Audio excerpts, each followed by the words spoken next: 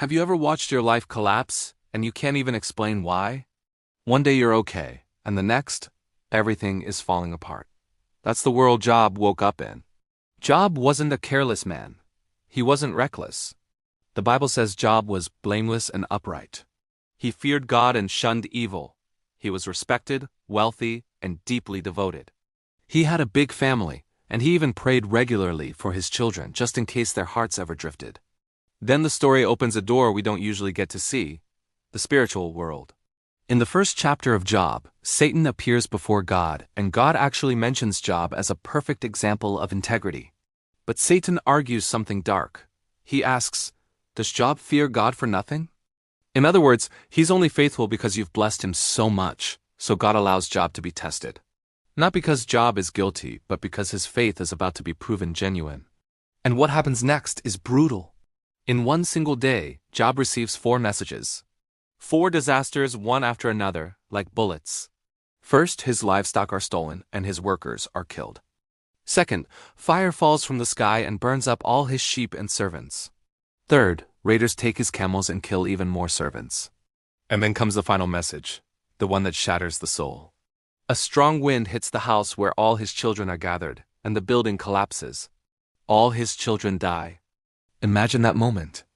Job has no time to process, no time to breathe, no time to even cry properly. Just pain, piled on top of pain.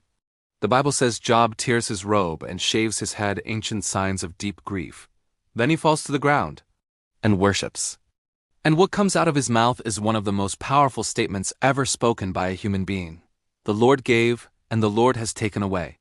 Blessed be the name of the Lord. The Bible then adds this incredible line. In all this, Job did not sin by charging God with wrongdoing. But the test isn't finished.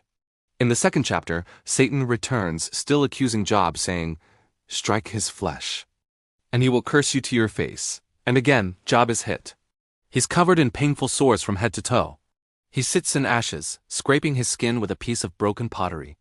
Now his suffering is public, visible, and humiliating.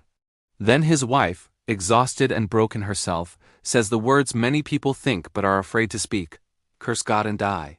But Job's answer is profound. Shall we accept good from God and not trouble? And again, the Bible says Job didn't sin with his lips.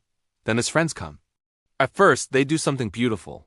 They just sit with him in silence for 7 days because the pain is too heavy for words. But after the silence ends, the accusations begin. They assume that his suffering must equal some hidden sin. They tell him, search yourself. You must have done something wrong.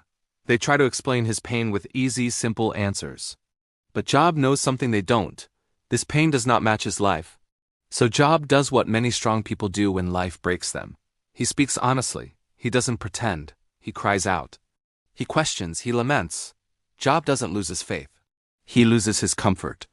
And here's the part that makes Job's story so real. Job isn't a superhero. He's a wounded believer. He loves God, but he doesn't understand God. He trusts God, but he's confused by God. And that's where so many of us find ourselves today. Later, after long chapters of pain, debate, tears, and confusion, God finally speaks. But God doesn't give Job a simple explanation. He gives Job a revelation. He shows Job the greatness of his wisdom, how the entire universe is held together by a mind so far above human understanding. And Job's response is not arrogance. It's surrender. Job says, surely I spoke of things I did not understand.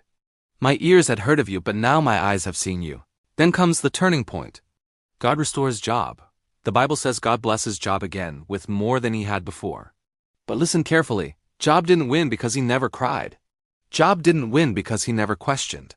Job won because he didn't let his pain turn him into poison. Job teaches us something powerful. When everything falls apart, your life is not over. Your faith is being refined. Your character is being shaped. Your story is still being written. So if you're in a season where life just doesn't make sense, where your prayers feel unanswered, and where your losses feel so unfair, remember Job. Sometimes you're not being punished.